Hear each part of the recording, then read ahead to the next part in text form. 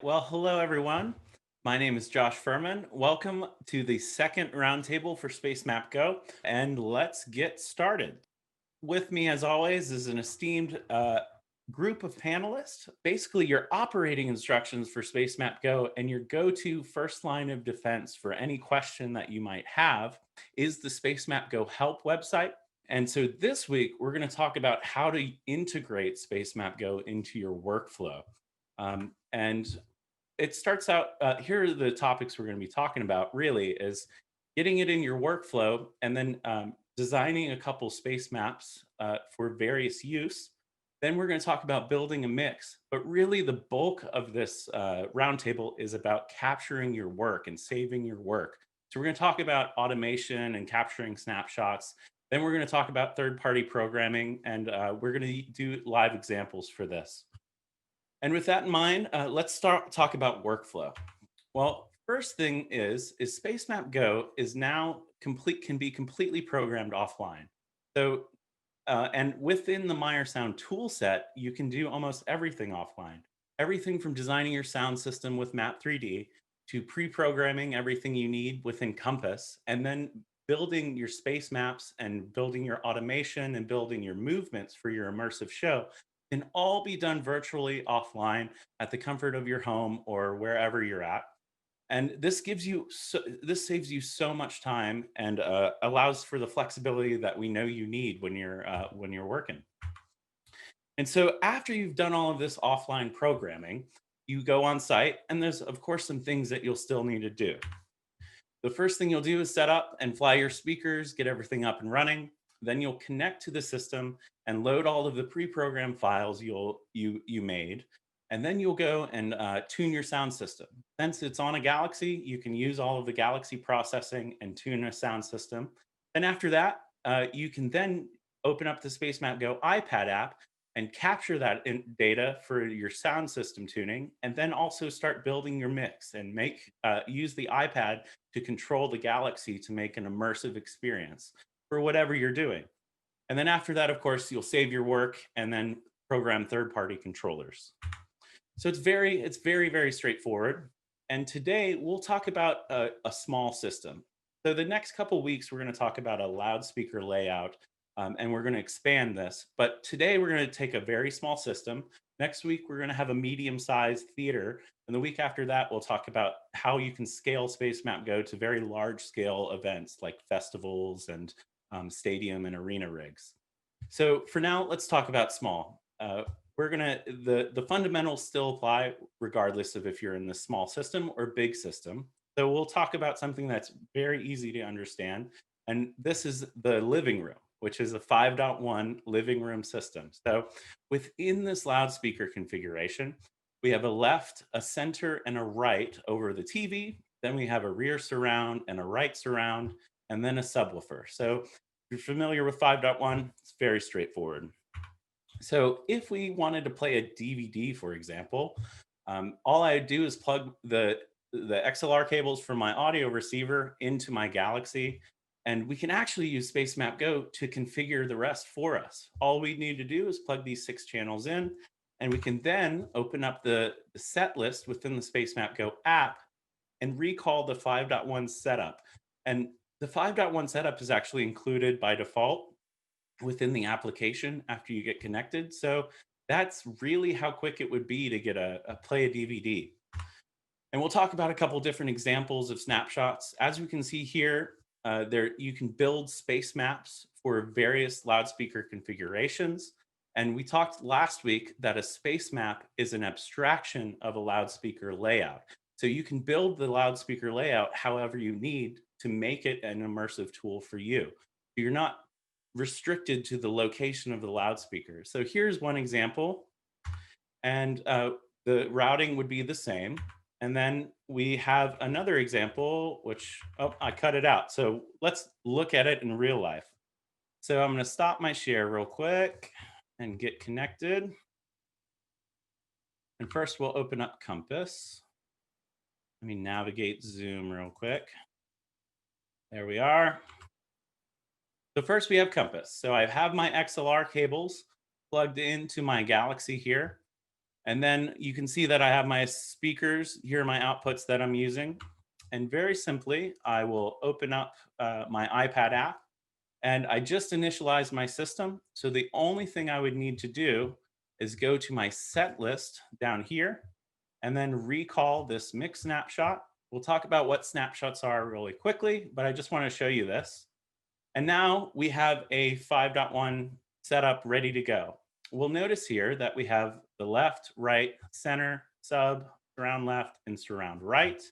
And if we look back at our compass, that's corresponding to these channels here. We notice now that our matrix is populated. Remember, we said Spacemap Go is controlling the summing matrix of a galaxy. And now we'll see here that the fourth channel doesn't have a space map to it. And that's because when you're sending a DVD worth of content, there's a dedicated low frequency channel, and it just needs to hit the subwoofer, which happens to be channel 4 here.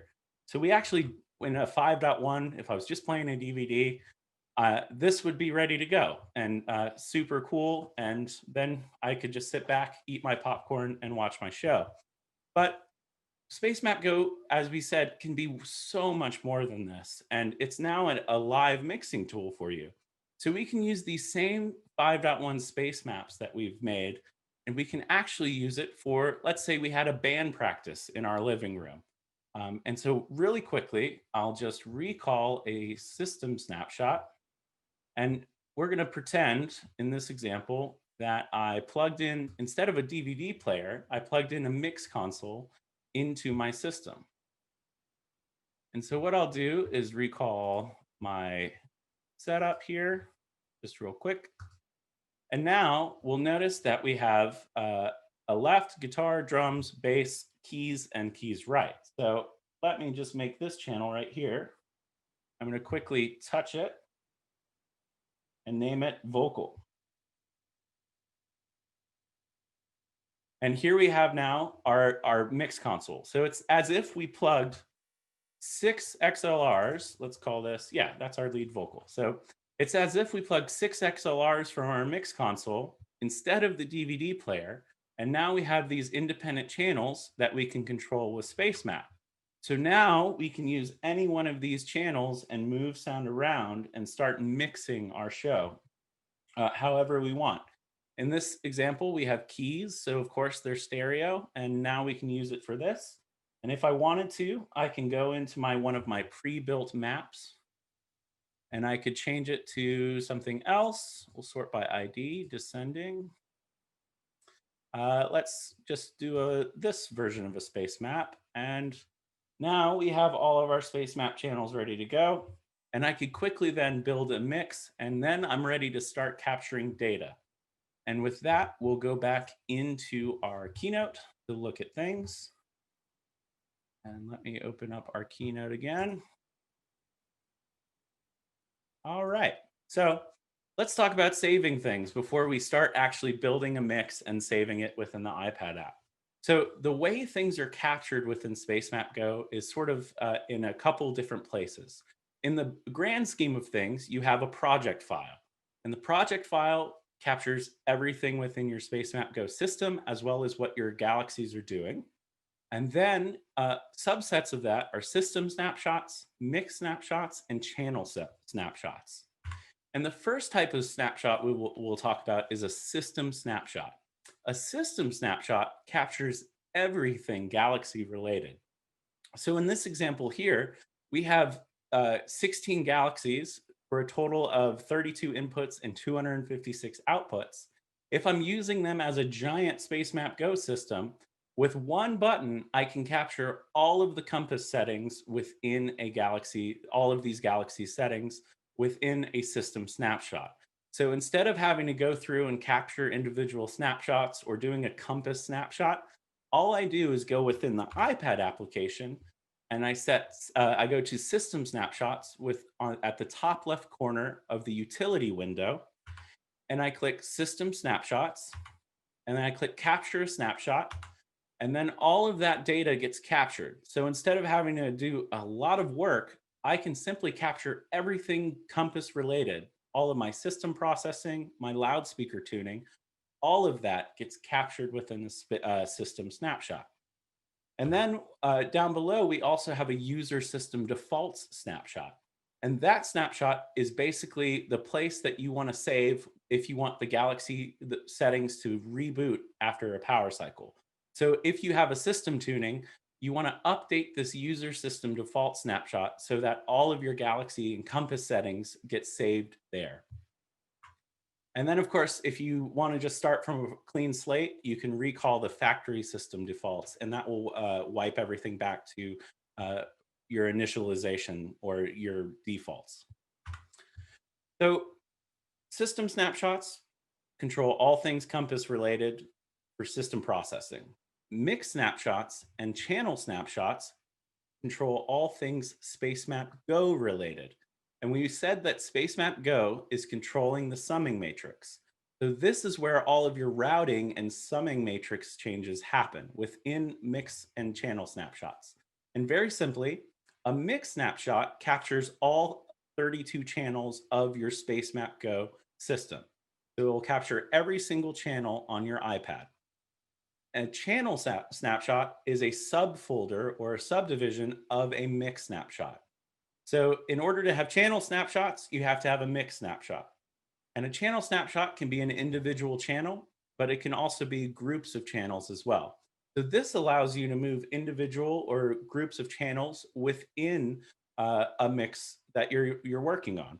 So we like to call it sort of songs and then movements within a song. So a mix snapshot is a song, and a channel snapshot would be something that changes during the mix within a song. And the way you find mix snapshots is by going into the set list and you click on the left-hand side, and the mix snapshots are all on the left. And very simply, all you would do is click the plus button, and that would take a picture of all 32 channels of your Spacemap Go system. And then that snapshot would display underneath in the mix snapshot library. And then, of course, we have a default mix snapshot. So we also have a way for you to set up your mixer for your start of day. And a default mix snapshot is what gets recalled after a power cycle. So typically, people just do a start of day mix setup like they would on a mixing console. Since the Spacemap Go application is an immersive mixing console, you need a start of day queue, and you just save it at the mix snapshot. And you do that here at the user mix defaults, and you update it, and you'd be pretty much ready to go. Now, when you start mixing and doing things, let's say you need to move channels throughout, well, then you start adding channel snapshots. And so a channel snapshot can be one channel. It can also be a group of channels. And within the channel snapshot window, it gives you some more information. And it tells you how the channels are behaving. And within the columns that you see on the right, the first column is the position data. So that information saying, hey, it's saying I'm a static position or I'm actually moving across a trajectory.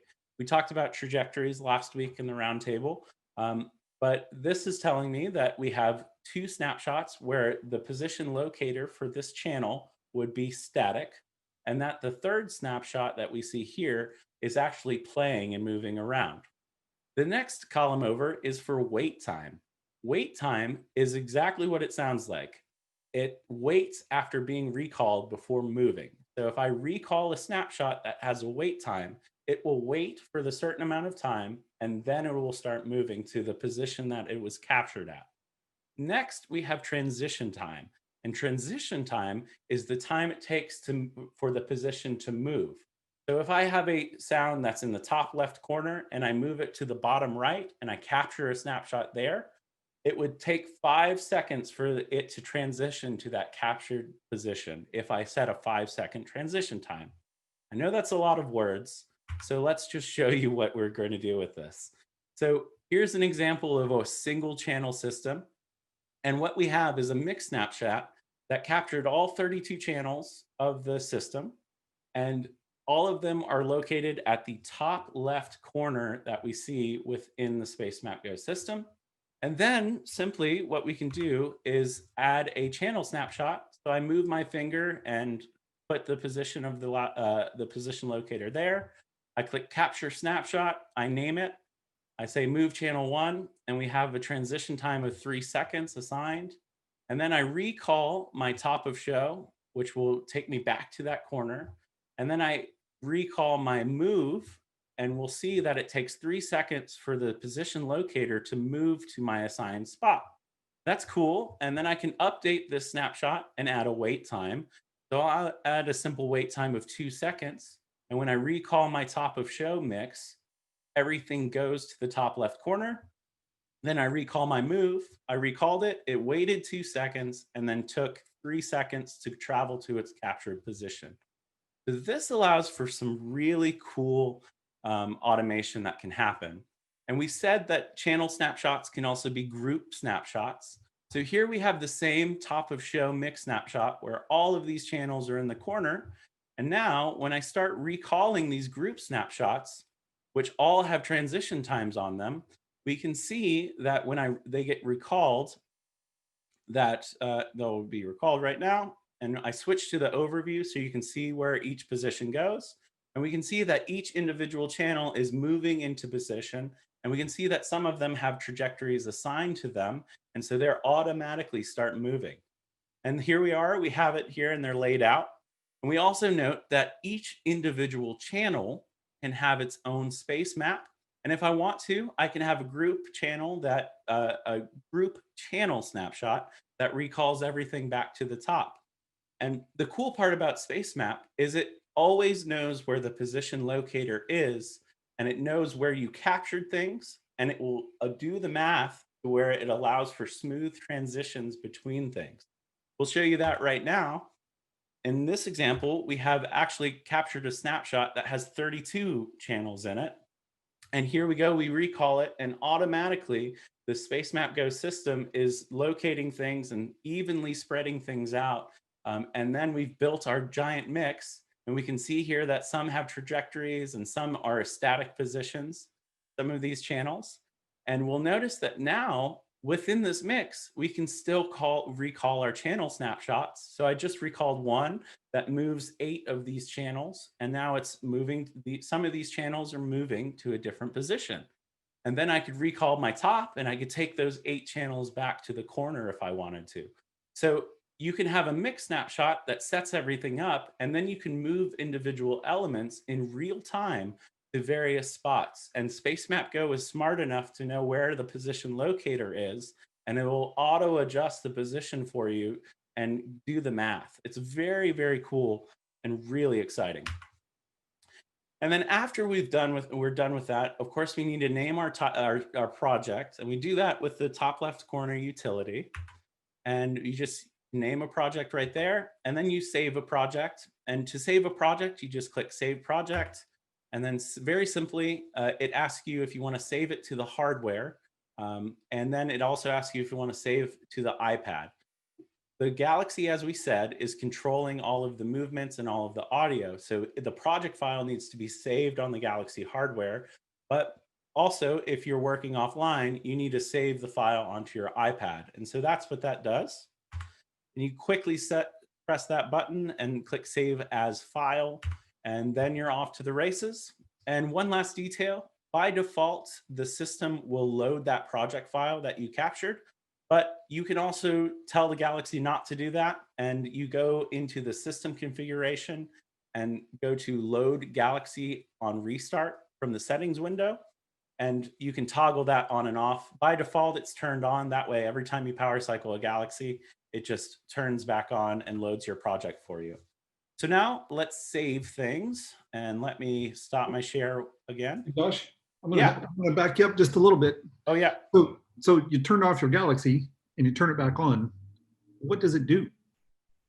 It will load the project file that you saved, and then it will load, it'll recall the system snapshot, user system default snapshot that you saved. And then it will recall the mix snapshot and gets you up and running again. So it basically loads everything for you. So the mix snapshot that we saved and the system snapshot that we saved will get recalled also, the default snapshot. Exactly. The default snapshots are where everything gets restored for power cycle, after a power cycle. So if you don't have that stuff captured there, it won't get recalled. All right. let's go back into our living room that we talked about. And so let me open up my desktop. Here we are. So we have our mix. Our band is rehearsing. We sound amazing. But let's start capturing things. So here's a first mix. Let's say this is my first song and I want it to the band. This is where I want things to sound like. So very simply, I can go into my set list and I can click add snapshot. And so we'll say, we'll call it song one, and I'll add a transition time of 5 seconds. Why not? And here we have that transition time, and that mix snapshot's created. And you'll notice that we now can make channel snapshots. So let's say, for instance, I want my drums to, let me type in here, and I want to just have my drums on a trajectory, and I want them to move around, and we'll use the iPad and pinch and drag the trajectory to get our mix right. Maybe we'll have it go this way. Okay, I could simply from the channel window capture the snapshot, and I'll call it drums move. And we see that we're in our song one mix snapshot. I could then decide what channels I want to capture. In this instance, we'll just stick with drums. We click capture. And now within our set list, we have our drums move. And let me just activate our, I have another iPad open here that has the overview screen on. And so let me just turn it on real quick. So now we see all of our channels. And now if I recall my, well, actually, let's build another snapshot. So let's say we want our next mix to be something completely different. And we'll even let's have a different space map on this channel. Here's a 5.1, and I want this like this. So there we go. We can have something like crazy, completely different. I could easily go into my set list and save a channel snapshot, or I could save a new mix snapshot. Let's say in the middle of the song, we want to do this. So I'll add a new snapshot and say, move everything. And then we'll select the channels that we want for this group. We'll click done and capture. And now if we go back to our mix, we see it's there, and I will just recall my top of song mix snapshot. And we'll notice that the positions are changing for the channels where they need to change, and they're going where they need to. And then we'll recall this channel snapshot, and we'll notice our drums start moving within the trajectory. So the trajectory instantly starts playing. And if we go over to mix over here, we can see that.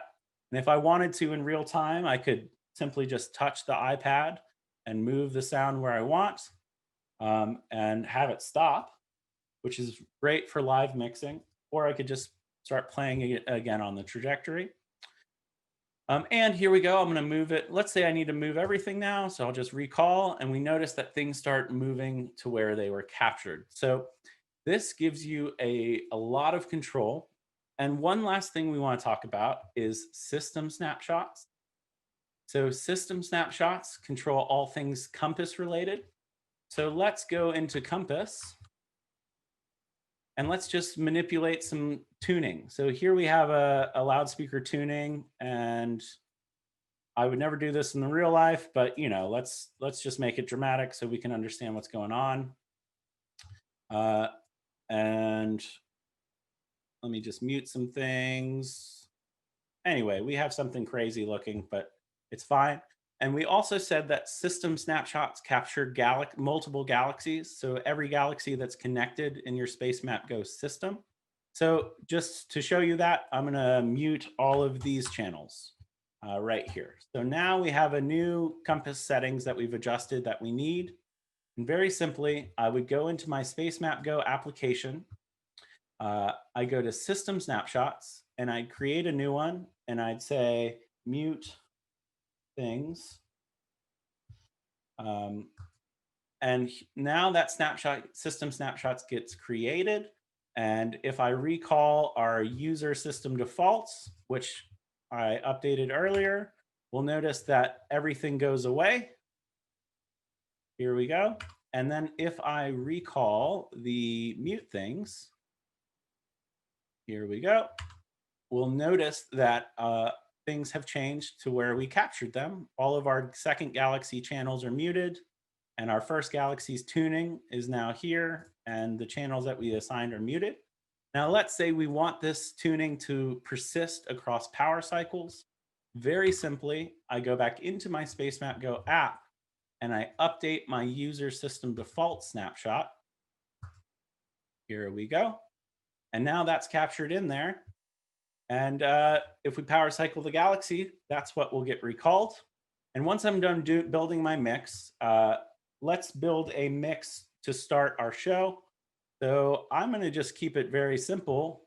I'm actually going to recall the 5.1 for live that I captured earlier. And we'll just have it. This is our start of day mix. And so let's say I want this to persist. And when I boot my system, I want this mix to appear this way. Very simply, I go back into my set list and I go to default mix snapshots. And I simply update the user mix default. It's going to say, do you really want to do this? And you say yes. And now anytime I power cycle my system, it will work. So I'm doing this all offline and virtual, but the same rules apply for hardware. So that's saving things. And very last but not least, we would name our system, and then we would save that project, and we would save it to our system, and we'd save it to our galaxies. And it asks us if we want to save to our iPad as well. And we save that file. And once we do that, the iPad iOS takes over, and we could simply airdrop the file, text it to ourselves, Teams it, Evernote it. You could do a lot of things. Whatever your app that communicates with, it's whatever you can use. So it allows for a lot of flexibility and control. And that, after we've built our show and mixed it, now we're pretty much ready to program third-party controllers. So let me get set up for that real quick. And we'll actually first do a keynote. Hey, Josh, before you get away from that, question occurred to me. How do you get rid of those default mix snapshots? Oh, yeah. So, Steve, are you familiar with Tinder? The dating app? No? I'm too old. Okay, good. Well, you just swipe left. And you swiftly swipe left, and it goes away like that. And so that's very easy, and it allows you to delete things quite quickly. And here we have our song 1, and now we just have our settings for our show. I deleted my 5.1 setup. I'm sorry, but we don't see your screen. Oh, let me. That was so cool what I just did. You missed it. So let me make. It's like walking and chewing gum. Let's see. And tapping your head. And tapping your head. Desktop. Share. Okay, so here we go. Can you see it now? Gotcha. Okay, cool. So let's just add a dummy mix snapshot. We'll name it randomly. Oh, if we don't want that, all I simply do is swipe left, and it deletes, and it goes away from the mix snapshot library. Same rules apply for channel snapshots. I simply go, I'm going to add a dummy one. And if I don't want it, I just simply swipe left. I'm using my finger because it's a little bit easier. And same rules apply for system snapshots as well. So you could do all of that very quickly. You can also click edit and decide what snapshots you want to delete or move or group. And there's a lot of options out there that is beyond the scope of this roundtable. But yeah, so that's the basics of capturing things. And really quickly, we'll review those steps, and then we'll get into how to program things like QLab. So very quickly, what am I sharing? Can you see my keynote, Chief? Gotcha. Okay, cool. Sorry, I got lost in Zoom windowing. Okay, so steps of saving. Very simply, I tune my sound system. After I tune my sound system, I'll update my user system defaults system snapshot. And once I've tuned my sound system, the next thing I'll start doing is building a mix. And I'll start building, being creative, moving sound where I want it, controlling things, doing everything fun. And then I'll update my user system default snapshot with my baseline or my start of day mix snapshot. Then I can update and build as many mix snapshots and channel snapshots as I want. And then I'd save a project into the processors in the iPad. So very quickly, you can save this whole thing. And this can all be done at the comfort of your home. You don't need to be online to do this. The iPad application is free and Compass is free. So you can actually pre-program without even having hardware. And then last thing you want to check is make sure that the project file will load from if you are connected to hardware. But that's it.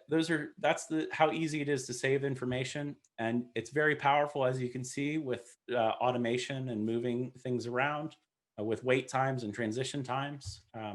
And now that we've programmed our mix, we can program third-party controllers. We talked about last week that Galaxy uses open sound control for communication, and that Spacemap Go has a very robust library of open sound control points that you can program with. And the library, you'll see, is very human readable. But in order to get two devices to talk together on the network, you need to do a couple steps.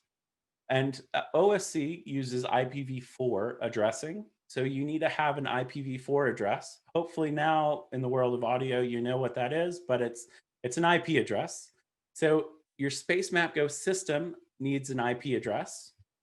And then you need to tell the Spacemap Go system where it's receiving its information from. So you tell it the IPv4 address of the device that you're trying to talk to, or that it's trying to talk to. And then after that, you go into the device settings that you're using of the other third-party device, and you tell it to talk to Spacemap Go. And it's very important that you use the port 38033. All of this is covered in immense detail within the help website, so feel free to look it up. But today we're going to be offline, so you can actually also do this offline and use the default 127.0.0.1 port IP address and use port 38033. So let's get started. Let's show you how to do that real quick. So first we'll go into our Galaxy here, and we'll go into settings, and I got to set up my Galaxy. If I was connected to actual Galaxy hardware, I would give the system an IP address. And if I was connected to an actual machine or a third-party device, I would put in the IPv4 address of that thing. In this case, we're going to use QLab, and I'm all in virtual within my computer. So all I need to do is enable this and type in this basic address of 127.0.0.1. 4000 and enable it. And then I'll open up QLab, which I have open. Thought I had open. Oh, wait, I minimized it.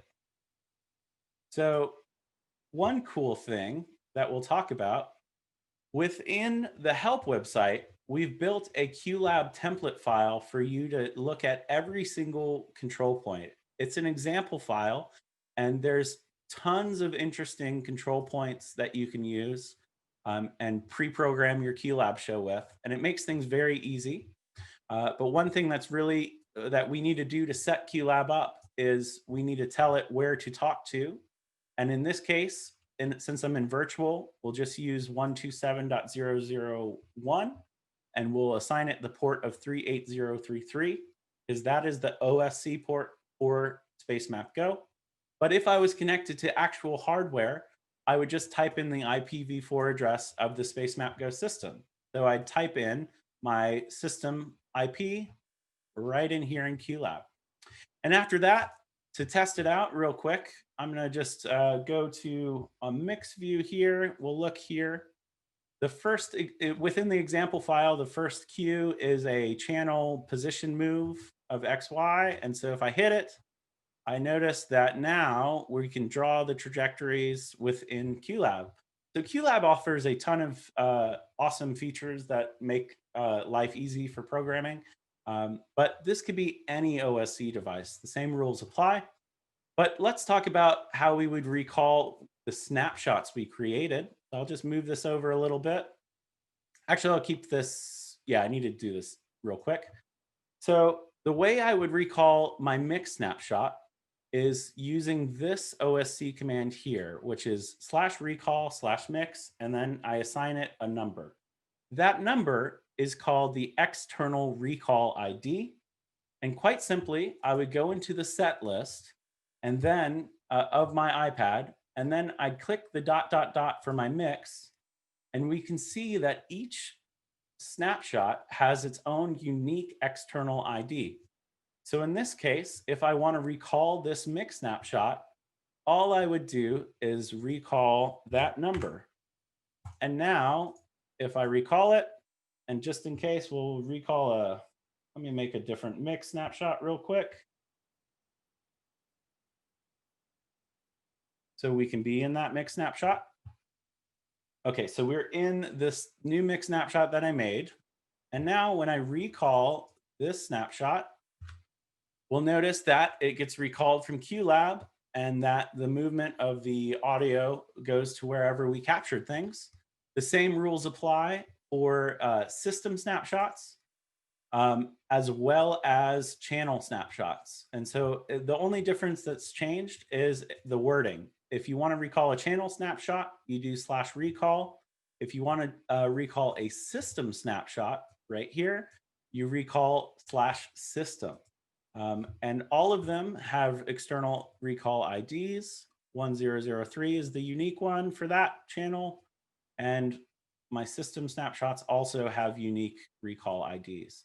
So very quickly, you can actually program QLab. And you program any third-party device with OSC. And it's we've tried to make this as human readable as possible. And hopefully you'll explore more. The help website has a lot of information, and there's that example file that you can use. And with that, I think we're ready for questions, Steve. I've got a question. Yes, sir. So I've got a Spacemap Go system. I've got my iPad, I've got a Galaxy, and I've been plunking around, and I've created a file offline, and I've got this real hardware in my iPad app. What do I do? Okay, let's run through that process real quick. So I will go into Compass, and I'm going to reboot these guys into normal mode. So let's say this was actual hardware, and here are my galaxies. First thing I would do, we talked about this last week, I just put my galaxies into Spacemap mode. And if we go, when we do that, they'll pop in within the iPad application. And we get asked a couple questions. So generally, I would have them like this. I just add them virtually. And then I would configure my system. And it will configure for us. And there we go. It's going to ask us a couple questions for initialization. Okay, so we're up and running. Now, I would simply just go into my utility. I'd open this project, and I saved a project from earlier. So I'm going to just click the Roundtable 2 demo. And it's going to ask you if you want to, do you really want to do this? And of course, you'd say yes. And then it's also going to ask you if you want to replace the current Spacemap system configuration. So if you have a different Galaxy setup, you might want to do this. And so you click proceed, and all of a sudden it will reboot everything for you, and it'll capture everything. And my user defaults mix snapshot was not, I didn't have anything, I didn't want my mixer to reboot with a full mix up. So I just had it set to defaults. And if we go to Compass, now we'll see that Compass has labeled our channels and our system settings would be captured. In this instance, I didn't capture any EQ or anything. I just named the channels. And so then we'd be able to quickly just go into our set list and go to our 5.1 setup. I didn't capture all of the stuff we were doing. So this was from before we started. And then I could recall my live setup. And yeah, within a couple seconds, I'm now working on actual hardware. So, I would be working on hardware and then I could start mixing and doing fun things. And then programming. So Cool. that's how you do it. And also, as we talked about last week, you can import trajectories. You can also import space maps. And one thing we didn't talk about is that you can actually import set lists and system snapshots. So instead of bringing in everything, you could actually just bring in your set list if you wanted to. But we talked about trajectories, and I have a lot of So if you had an existing system and you just wanted exactly. a mix snapshot or a channel snapshot or even a system configuration, you Yep. can just load that without, like, load the system snapshot without replacing the mix snapshots. Yep, exactly. And I have somewhere, like here's one of my favorite trajectories that I try and sneak in everywhere. There we go. And so I just imported that trajectory. And if we go to the create window, we can see that my dinosaur is now there on my trajectory. And very simply, I can choose that and load them up on my system that I just made. So I was working on a stadium project the other day. Let's say I get into this hardware and I want that in. I could simply just go into import here and import the space maps from that system. Where is it? Here we go. And I think it was this one. So I click that. They appear, they load in. And now within my stadium system, my stadium space maps are loaded here. And now I have a new library of space maps that I can use. I'd, of course, for this Galaxy setup, need to adjust the outputs of my space maps. This was a fun map that we made that allows for random audio to happen. So here you have a space map that's controlling random sets of speakers that's moving sound around randomly. So it allows for a lot of creativity. We talked about how to build a space map last week, so please tune into the last roundtable if you want to learn more about that. But really, the world is your oyster, and you can use a lot of imagination. Next question. Yeah. What's the relationship between Spacemap Go system snapshots and the conventional snapshot of a taken in Compass? Yes. So it's important to note, that's a very good question, by the way. It's important to note that when you're in space map mode with a galaxy, your compass snapshots shouldn't really be used. The space map snapshots or the system snapshots should be used. So when I tune my system, instead of going in and saving a snapshot here, what I would do is go to my system snapshots and capture all of that information here. So when you're in space map mode, all of your loudspeaker settings need to get captured within space map.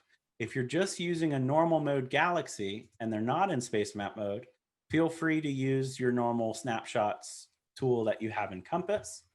Now, the one exemption for all of this is if you have a system that was existing and you needed the loudspeaker tuning. So let's say I walk into a theater and I have galaxies and I want to put Spacemap Go on them, but I don't want to lose my loudspeaker tuning. Well, you don't. All you need to do is capture a normal compass snapshot, and then you go into Spacemap Go once you've set everything up. Let me go here. Oh, I lost my other, 1 second. There we go.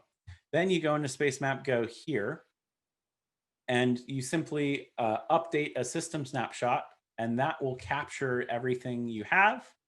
And then you would need to do one more thing, which is reconfigure your inputs to get that up and running and go back again. So uh, on the help website, there's a section for getting connected for in-use processor.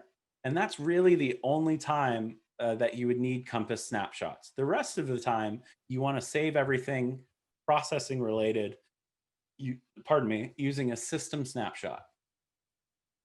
Next question. Yes.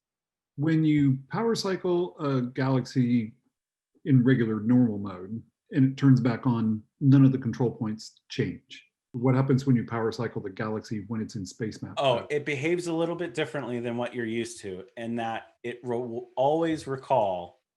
It won't come back to where it was. It will recall what was saved on the default mix snapshot, as well as the system snapshot. System snapshot. Okay. Yeah. So that's why the system snapshot and the default mix snapshot are important. It's a little bit different than the way normal galaxies behave, and the reason is because this is subseeding. This takes control of the galaxy and uses it more, very similar to something like an older like product like Dimitri and stuff. So this is on top of the galaxy, and this when a galaxy is in space map mode, this is the behavior. But in normal mode, you power cycle a galaxy and everything just comes back the way it was before. We know that's a little bit different, but if you plan everything properly, it's not an issue. You do want to know that when you get started. Oh yeah, absolutely. And the help guide has a very good tips and tricks for how to get started. Another question. How would Yeah. I move my Spacemap Go session between venues with different speaker configurations? That's a great question. So that relies with the power of the virtual node, really. The way I like to do it, you can pre-build your space maps for each venue if you have different loudspeaker configurations.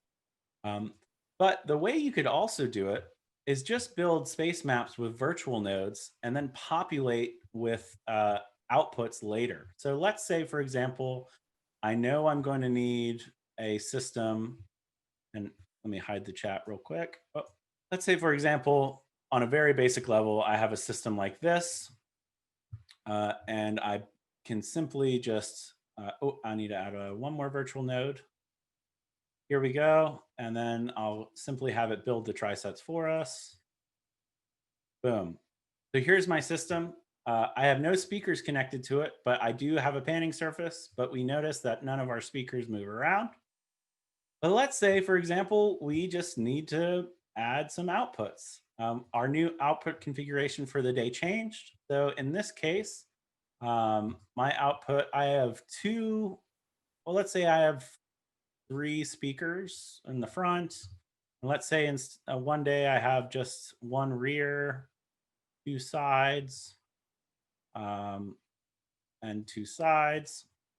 Well, quite simply, I could just add some virtual nodes and then link whatever I need to get going. So I could simply just go in here and link that guy and this guy to this corner. I could go in here and link this guy and maybe this guy. I go in here and link this guy and this guy. And so you get the idea. With virtual nodes, if you just have your virtual nodes as the anchor points, you can just add, actually, I don't need to link that guy at all. You can just link the speakers that you want to control very simply, and like here. And what I'm going to do actually is just rebuild my trisets. So I'm going to delete them and just select virtual nodes one more time and click build trisets. And I go to test. And now within a matter of seconds, we have a space map that we're controlling the loudspeaker configuration of the room for the day. So that's a great way to deal with it, is you just add outputs and link to virtual nodes. Makes things super easy. What about the situation where I've got 10 speakers in room A and I've also got 10 speakers in room B, but they're patched differently to the outputs of the Galaxy? Oh, yeah. So quite simply, I can just go into each output and I can set it and repatch it right here. So if I have let's say my other room output 10 is being used. I can simply just connect that there. Um, so you can do it a couple ways. You could build new space maps and connect to virtual nodes, but you can also just repatch with different outputs. So it really depends on what you have. If you have more speakers than the space map that you were making, then add more speaker nodes. But if you have the same amount of speakers, they're just maybe in a different location, just repatch them using setting the output. Hardware connectivity question. Are there any specific Avenue certified switches Meyer recommends, or just us? Will the Mo2 AVB work? Let's answer the first question first. Yeah. So if you go to Avenue Alliance, let me just open up Safari. You need an Avenue certified switch, AV, and you go to avenue.org. And Avenue provides a list of certified products, and all of the switches are Avenue certified. So there's various models of switch around, things like Extreme Networks, Luminex is another one. I believe Cisco has one as well. So that's where the list is of certified switches. Now I get confused between regular AVB and Milan AVB. So yeah, a switch will always be Avenue certified because it can do more than just audio. Now, in Pro Audio, we have advanced the standard of AVB to be what's called Milan certified. And so professional audio devices are, or endpoints are Milan certified devices. So any one of these devices that you see on this list can interconnect and work with each other. You'll notice that it's some loudspeaker manufacturers, and pretty soon there will be a lot more coming out. But as of right now, there are Milan certified devices. So let's talk about. Yeah, tell me the difference between regular AVB Yeah. and Milan So, AVB. What are the big differences between the two? So there's a whole webinar we actually did, Merlin did with Richard Bugg on AVB. So if you want to listen to that, go to the YouTube page. It's got a lot of detail. But let's talk about Milan certification AVB, what a certified Milan device versus a Milan compliant device means. Galaxy is a Milan certified device. That means we've spent a lot of R&D and development, as well as we've sent our Galaxies out to the Avenue Alliance, and they have rigorously tested them for interconnectivity and operation.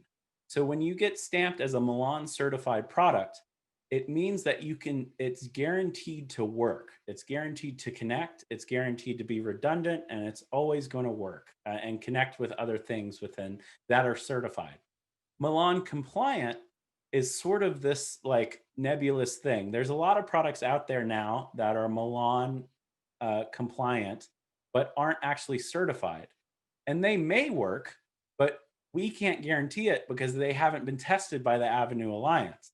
So what we're asking is that you go to the manufacturers, and if you want to use these devices, ask them how it works and how to connect to the Galaxy. We know that the Galaxy works, and we know that other Milan certified devices work. And so that's sort of the weird gray area we're in right now. And we are working with some other manufacturers to help get them into certification so that we know the devices will work. And there hopefully will be some news very shortly about that. And yeah, so we're really excited about it. And the difference is the Mo2 switch will not work. It may work, but we can't guarantee it because it's not certified. Mo2 in particular right now is speaking an older form of AVB called AM824. And now with Milan, the standard is AAF, packetization, but that's high level nerd talk. But you can just go to the YouTube channel and look at the Milan, where we talk about Milan. There's tons of information out there. Are you referencing Richard Bugg's? Yes. Yeah. Got it. I'll put the link in the chat here. Yeah. And then James has a question. How do you incorporate delay and other fill zone speakers like front fills and out fills? So James, last week we talked about fills, and we'll actually talk next week in real world terms of how to integrate front fills. But very simply, Let's build a new space map and show it real quick. That's easier. Here's my space map. And for this example, let's say we just have a left and a right. And then what I would use for front fills and fills, let's say I have a side fill and I have another side fill. I would use a derive node. And a derive node derives its audio energy from the fill, from whatever speaker is connected to it. We go in detail in this within the roundtable from last week. But in this example, very quickly, I could just link that to my left, and I could link this side fill to my right. Ignore these names. They would just be, I would name them differently. And then all I would do is add a virtual node and build a triset. Here we go. Boom. And now we'll notice that as we move along, each fill gets connected. There's other ways to do it, but a derived node is a very useful way for, especially for subsystems, front fills, side fills, any type of fill. A derived node is very useful. And you can think of a derived node like an aux send on a console, where you can control the level independently. So I can take this derived node and actually trim it down. So if I don't want if I want it to be quieter, if I want my side fill to be a little bit quieter, I could do that. And now we'll notice that the relationship between this derived node and this speaker node, the level difference, is actually visual and shows you how different that is. So that's how you deal with it. And there's more, there's definitely more on the first roundtable about this. And next week, we're going to be moving this concept. We're going to move out of our living room and go into a theater, where we have line arrays and we have fills and subwoofers. And we'll talk about building a couple space maps for that. Then we'll talk about dealing with larger scale systems. Because and this is just a tease, but if you imagine you have a line array of 8 boxes, one way you could do it is have an output of 8 individual speaker outputs, and you could connect them to a virtual node, and do it that way. But you could also just use AVB and send to a line array. But we'll talk about that a lot more next week. And then next week, we have our third roundtable, which is talking about dealing with a medium-sized system and how to further integrate Spacemap Go. And then week 4, we're going to actually have, we'll talk about a very large-scale system briefly and how to manage that. And then we'll spend the rest of the time with Steve Ellison, who created Spacemap, and talk about how to artistically make space maps and use space maps for various applications. So thank you. And with that, we'll end it and see you next week.